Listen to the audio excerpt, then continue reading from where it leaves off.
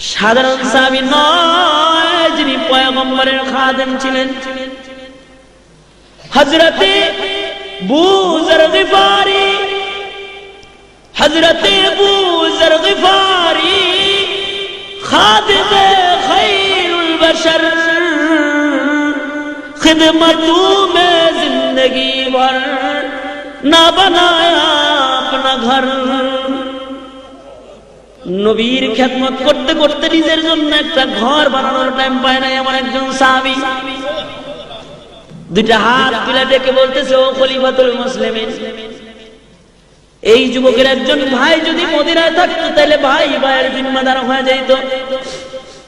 খলিফাতুল মুসলিমিন পয়গম্বরের মুখে নিজ কানে শুনছি, আল মুসলিমু আখুল মুসলিম, মুসলমান মুসলমানের ভাই।